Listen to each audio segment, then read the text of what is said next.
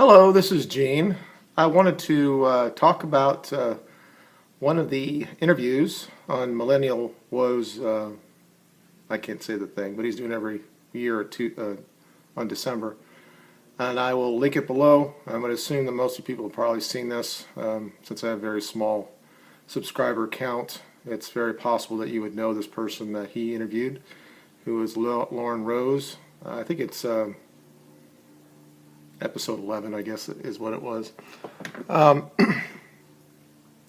Before I start, I did want to say a couple things. I want to respond to this, or let's say review it, after when it first happened. But I took myself a couple days to marinate it and say what I want to say without any bias, because the truth is I've been watching Millennial Woes for a long time. I do like some of the things he says. Sometimes he does things that are a little bit more, I'm not going to say beta, let's say, but you know, he's from that era, and I'll get into that as well, and why I think that he comes with some of his points and how he explains himself in this whole thing that they actually got into, which I was hoping that they would. And Lauren Rose, I've been watching her, probably she started about, I think about 1,000 subscribers. I found her, started watching her. This was before she actually came out as an ethno-nationalist or alt-right, or whatever you want to call it. I saw that there was something there. It's not just because I'm a man and I think she's a nice looking girl, that's why I watched it. She talks about that in her video. That's 100% true about almost most of the guys that start watching people, girls at the same age level of them. They are very responsive to what they have to say, and she talks about that in the interview, and I'll talk about that. Some way, I think I kind of set this together. I went to Millennial Woes through Twitter, told him about Lauren Rose. He said, hey, have her email. She did that, and they got set up. Now, clearly, she blew up in between that time. So I think she would have been a target for him to interview anyway, but I do like to think that I always had some sort of, whether it's indirect or direct, result for them having their little interview. But what I did find out through the interview, it seems that Lauren is very prepared when she goes into an interview. Her points, her opinions are all grounded in fact. I told her that through DM after the interview. I just let her know I thought that it was very refreshing, that she was ready to go. She didn't ask for any, I don't know, help or anything like that. You know, she's 19 years old, and a lot of people, especially guys a little bit older like Millennial Woes, it probably would allow her to maybe say things or not be challenged on, let's say, because she's a younger woman. But from the very beginning to the end, they agreed with a lot of certain things, but what came out was this whole thought gate or everything that came out, and I want to talk about that because, you know, some of you who've watched my videos have said that I've talked about this, and I found more and more about what's going on with this, because at first I was just pointing to the Tara McCarthy incident and how I somehow compared her to feminism, and I stand by everything I said in that video. I think that her tactics were somebody who they think they're feminists in nature. This is how they act when they're challenged, and they want men to come up and save the day for them, even though they're supposed to be an empowered female. What I really liked about this interview is how Lauren actually steered the conversation to this area, that basically said what I thought she was going to say. And during this whole thing before her interview, I was saying things about Tara McCarthy, and I actually said, I don't think that this is what Lauren Rose would say would be, I don't know, the right thing to do if you're a female on YouTube. And she didn't respond to that. I just been following her Twitters before that, and how she talks. I just thought that she expresses a little bit more from people when they put their information out there or their opinions out there, that they should be subject to the same type of scrutiny that men are. And she talks about that in this interview. The issue is, and I don't really have an issue, because this is how Millennial Woes is. He projects his own failings failings or frailty on other men, because he basically called out guys that they were insecure against females, and this is why they're striking out against Tara or Lauren Southern, or basically the whole thing that you're a loser and you live in your basement. And I'm sitting there listening to that, and I'm thinking, clearly 10 years ago, and probably recently, I think that people could actually say that about Millennial Woes. And I think that what he tries to do, he tries to distance himself from basically his prior life, because he is not, when you look at somebody as a leader in the alt-right, I don't look at him as a leader. And I think he's pretty much said that many times on his channel. He's somebody who's, maybe he's a thought person, or I wouldn't call him intellectual either.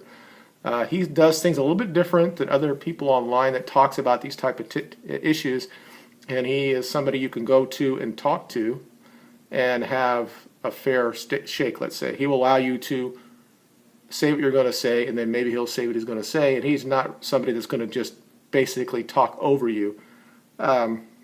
He would never do that to a female. This is what I know, just listening to him. He'll do it to a guy, but he won't do it to a female. And I don't have any problem with him pointing out, which is clearly true, that some people who trolling either Tara, or Southern, and we could talk about Southern, and maybe we should do that before I move on. The idea that Lauren Southern should be even remotely considered alt-right, that we should be defending her behavior or how she presents herself. This woman is clearly somebody that goes for attention.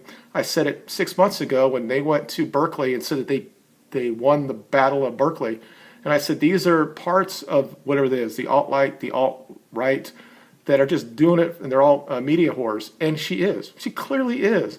And she would be the same type of female that would be out there putting makeup on to have you pay you to just watch him do it.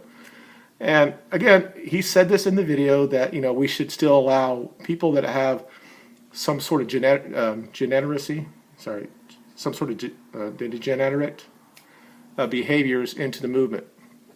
I'm all for that. With that, I mean, clearly he admitted that he had a phase that he liked guys.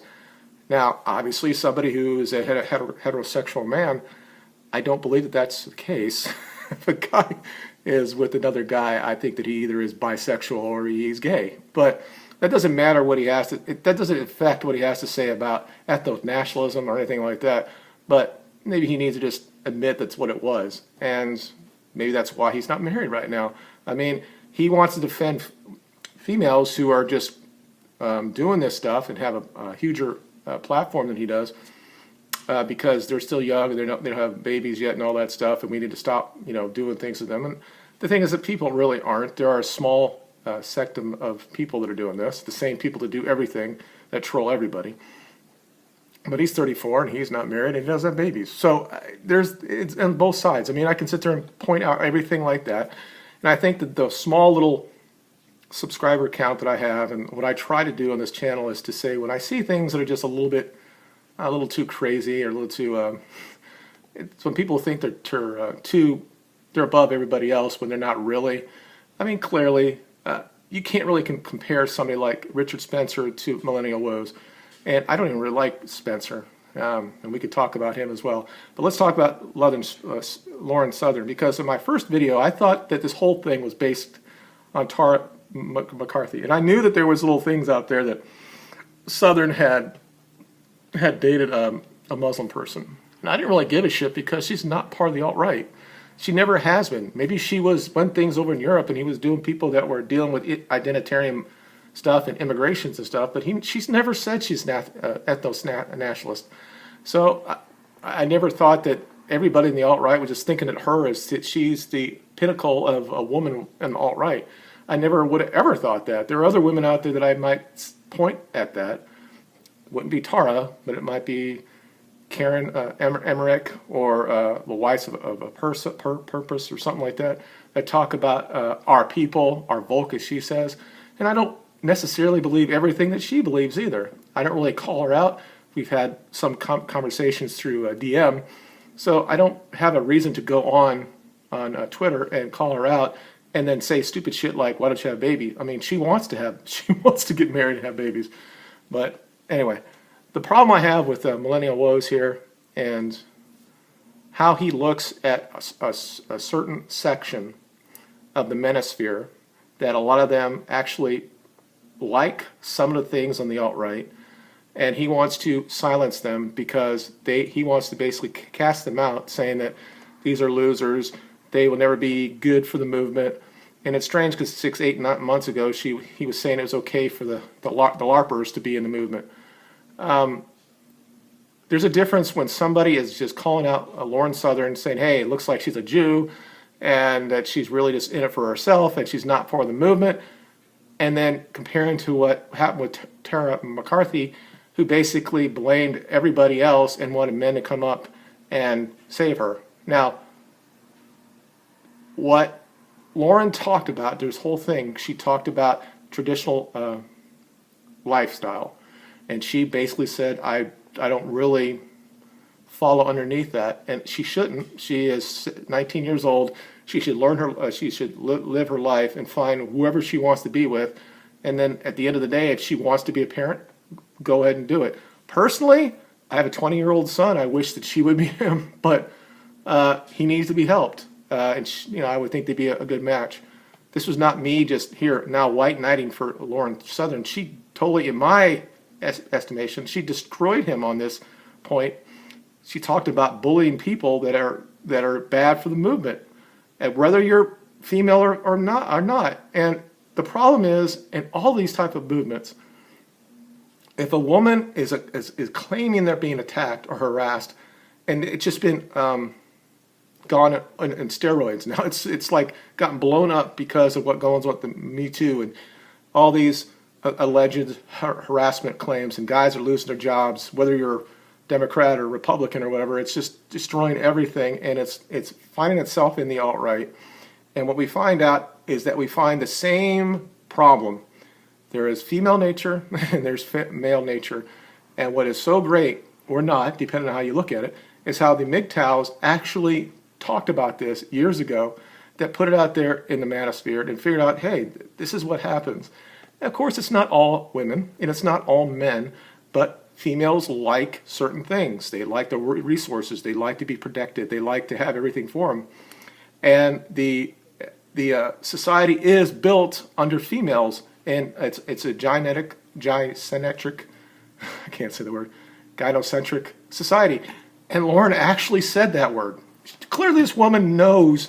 She's either been involved on those boards and talked to people at MGTOW, or understands where they're coming from, and she realized that maybe some of those guys are just losers and stuff, but some of them have really good ideas when it comes how to deal with female nature.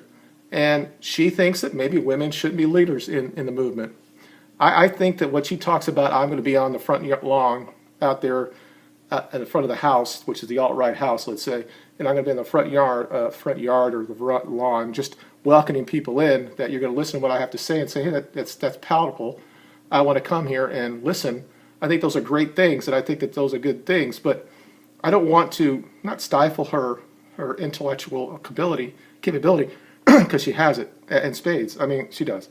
And whether or not she can be a leader in an alt-right position, she should have some sort of place in it. And if she wants to do that, I'm not going to tell her to do something else. It's all about choice with this.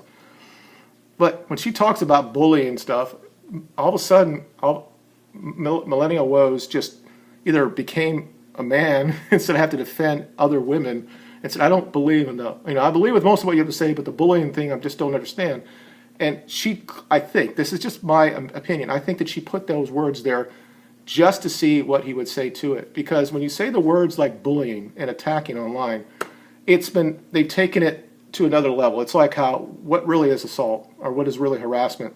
And now the law could be anything. If I just looked at a woman in a different way, or if I just approached somebody and I wasn't as confident, that would be considered a creeping individual, and maybe I need to be stopped or something like that, and that's harassment. And it's the same thing how we do with bullying and attacking. And they both talk about the words attacking and bullying. But I think what Lauren was trying to say, that bullying or calling people out because their ideas are not something that would be good for the movement, making them defend their ideas, and if they can't defend those ideas, they shouldn't be part of the movement. So when Tora McCarthy basically said she was going to leave the alt-right because she wasn't dealing with the criticism that she had online, or maybe something that was really bad, let's say at the very burst it was saying, hey, someone needs to rape you to have white babies, I would assume that would be the worst thing you could ever say online to somebody. I don't know. Or did anybody say they were going to kill her because she has 1% Jewish blood in her? I don't know. But the point is, she said that she was going to leave it, and she wanted somebody else to come in and say, is this how you really want it, females to be treated in the alt-right? And I called it out there. It doesn't mean that I don't want to be part of this movement, that I don't want women in the movement, but we have to look at it. They'll never be equal. And I don't know if Lauren Rose really wants the idea of equality. Obviously, it's not really a real idea. But the idea that if a woman is out there and she's talking something about the alt-right, or all of a sudden basically defames a segment of the manosphere because they're MGTOWs or MRAs, because a couple of them said something to her, and all these other alt-right guys come out and say, yeah, she's right, like Alsup or some of the other people that come out there and say, oh, yeah, she's right, without nobody showing any tweets of this. I mean, I've been waiting. Again, I haven't seen all of it. I'm sure that somebody said things. She has over 50,000 subscribers. Lauren has over, 300,000. I'm sure she gets shit all day in her DMs. I do. But this is another way to, let me see if I can actually put the hierarchy in the alt-right and say, as females, we have to be at the top, and that men have to be servicing us. And when people who have been through this, and of course this is what Millennial Woes and a lot of other men will say, they will actually push men under the bus and say, oh, look, something happened to them in their back life, that a woman destroyed them, and now they think all women are bad this way. That might be true, but they also find out that there's something to female nature and how our culture props up women. And then when you look, it's like any other rabbit hole that you go down, the one that goes down to the alt-right, or where I started at the anti-feminism, when I went down to the alt-right, where I came from, I know all this stuff that they're talking about, and I think most of it is 100% true. Again, it's like all Muslims. It's not all Muslims. It's not all females. But it's clearly what's part of what they do, and if they see it's there, they will take it. I'm not saying it's the wrong thing for them to do either. But the idea that how we just pushes them out of the side, even though a lot of these people will be somebody that will actually support this movement, ethno-nationalism, let's say. And we just know it's the MRAs because they're toxic. This is what James Alsup said about MRAs, said that we're toxic. Because they talk about men's issues, that makes us toxic. Because this is where I started. I started as anti-feminist and MRA. I don't consider myself an MRA anymore. I've gone past that. But there's a video I did years ago to RBK, who was back then was a big MGTOW leader, thought person, whatever. And I said we need to be together on this. MGTOWs and MRAs should be together on this. They need to talk about stuff that's going to happen. And what happens with the MGTOWs is that they don't believe that the society will ever change. And they're probably right, because most men are going to throw other men underneath the bus. And that's the stuff that really pisses me off. So when I have people that you might consider leaders in the alt-right doing the same stuff, that pisses me off. It's basically saying, I'm the good man, the rest of you aren't. And I'm going to throw my brothers underneath the bus. Instead of saying, hey, why don't we talk together about why we think this way? People change. I don't think that Millennial Woes 10 years ago would have ever thought he would have been what he is today. So if you have 20-year-old guys that believe this way, or 35-year-old guys that believe this way, maybe they've been destroyed by the system. The idea that they're not somebody that can't be used as part of the movement is crazy to me. And to say that they just should be just labeled as losers or something like that really pisses me off. Because I'm not one of them. I understand it. If you go through my videos, I've talked about MGTOW stuff, and I was MRA and anti-feminist, and I know they're all from the same size. And what I want to do to guys who are that are part of the MGTOW, I want to tell them, and I think that it's still part of cultural Marxism, and whether or not the society and the culture is so much against men that we as men have the ability to change that. And you're not going to get that just sitting there in your room or out there complaining about the culture if you don't do things yourself. And there's only one way we can do that through democracy, is the vote. And you can't do that if you're not going to be part of the solution. And I think most of these guys, and it's not much, I would say 2% of the male population might consider themselves MGTOWs in the United States. They could clearly come over to because their thought processes are very similar to the alt-right. Now, some of them will never go that far. They'll become just maybe civic nationalists because they can't go all the way to ethno-nationalism because whether or not through their intellectual brain, they just don't think it can happen. I was there for a long time, and I probably still am. I'm not sure that we never could have a full-on white nation. I think that what we should have is something that was like in the 60s, but maybe it won't never get there. But they talk about this on their channels. They understand what immigration's doing, what it's doing to the people. And they still have this idea that there's something, not all of them, they have this idea that there's something that should be protected. And there are a lot of really smart guys that are in the MGTOW universe. And they can be helpful with this.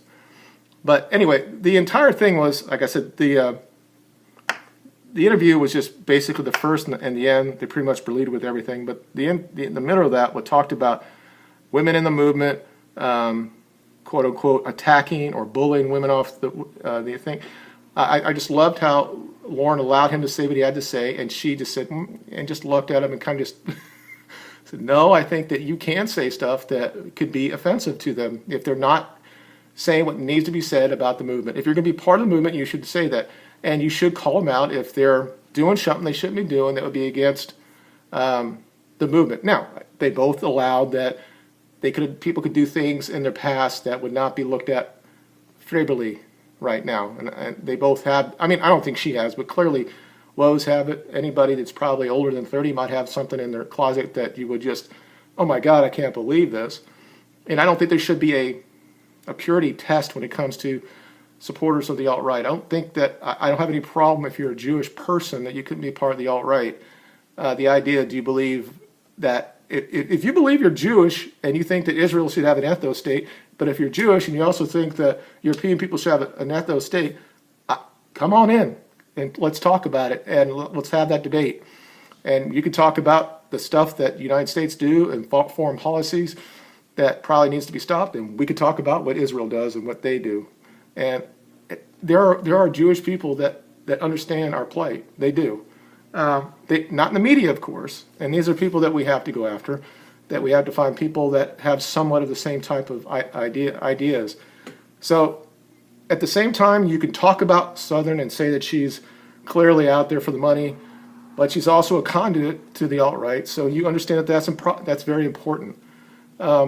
But at the same time, she has so much power in this. This idea of power and you have to defend me and all that stuff is all bullshit. She has all the power. Tara has all the power as well. Some guy who's 30 years old that's been destroyed by the system that says that she needs to have white babies or something stupid online that has no power when it comes to this. It's not going to stop anything. And if she or any female or any man for that cannot deal with that, they don't need to be part of the movement. Now, again, she has her name out there. They both do. And again, Lauren Southern is not alt-right, okay? Tara is. She has her name out there, as I do as well. She is going to take more of the arrows, and there's no reason why we can't defend her. But I'm not going to sit there and just all of a sudden say, no, I'm going to stand up in front of you because you got caught out on something. I'm not going to do it. You need to defend your claims. If you're right, we're going to be on your side. If you're wrong, okay, you have to admit that you're wrong or not or whatever. But don't sit there and have other men come in and try to defend you or say that, oh, no, wait a second, this is how it has to be for us or we're going to leave because it's too hard for me to go do this. Well, you put yourself out there, and any other man, I would say the same thing to it, and men don't do this shit like, I mean, some do, because as we get older, not men, but evolution, our culture has changed so much that men are almost like females right now. They're so emotional that they can't, they'll go crazy online and shit. It's just the idea there's so much information here There's so much that we can get from men that are not really part of the movement. They could clearly be in the movement, but at the same time, we should be able to say what we want to say to them as well. But just don't label all men this way. And it's something I've seen forever, and it pisses me off. And I'm glad, in her own way, that Lauren Rose basically kind of called him out on it. Now, she does it so smartly that I don't think that Millennial Woes even understood what was going on with it. And finally, in this, I just want to talk about the future of the alt-right.